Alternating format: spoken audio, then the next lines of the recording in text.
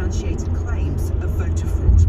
The weather cloudy and dull for most. Some rain in the west, a high of 14 Celsius. LBC Travel, I'm Joanne, where the M4 is closed for weekend roadworks between junctions 11 at Reading and 10 at the A329M. And that's for the weekend roadworks. It's expected to stay closed until the early hours of tomorrow morning.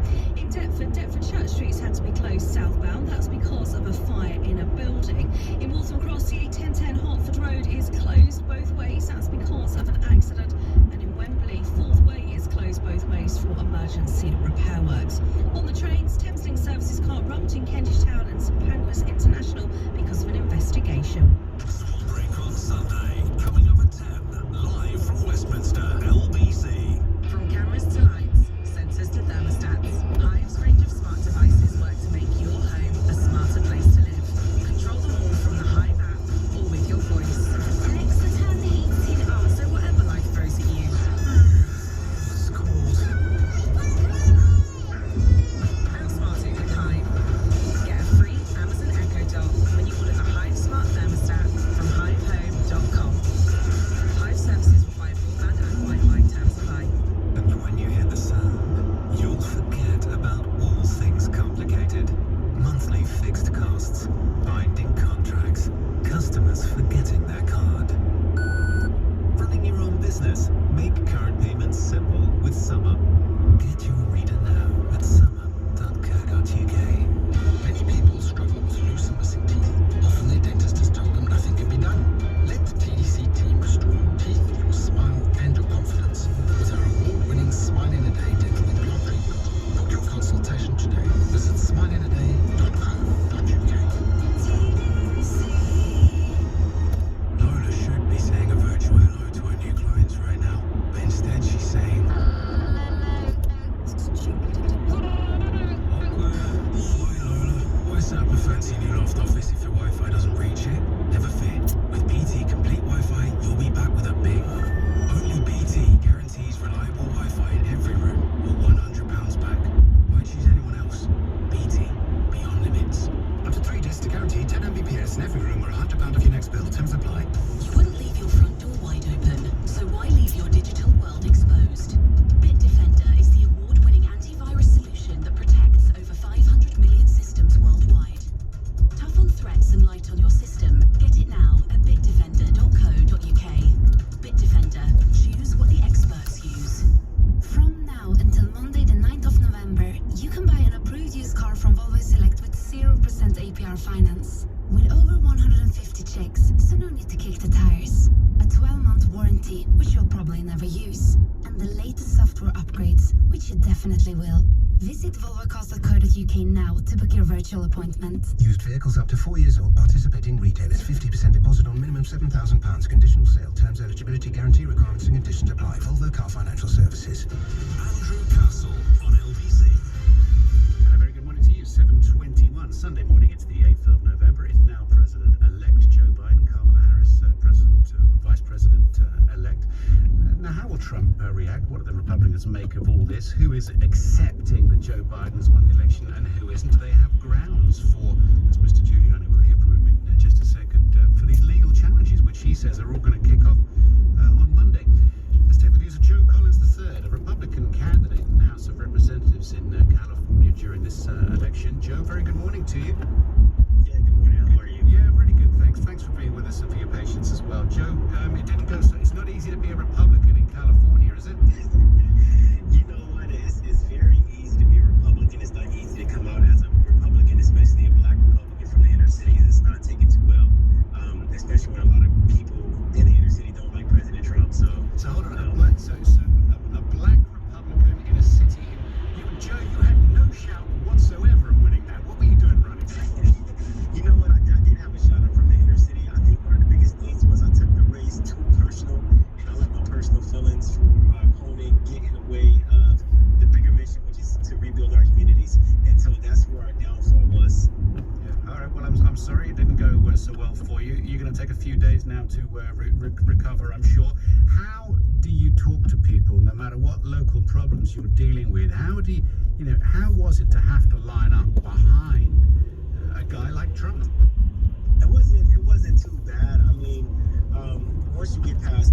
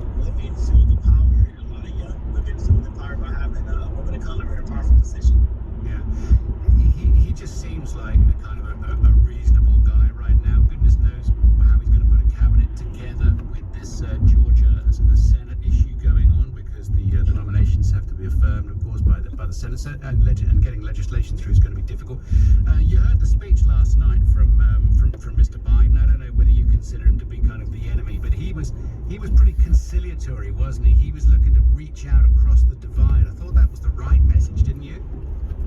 I thought that was one of his better messages, one of the best speeches that I've ever heard him say. I haven't gave any congratulations yet because there are honestly still votes being tallied up, and I think the media called the election too early.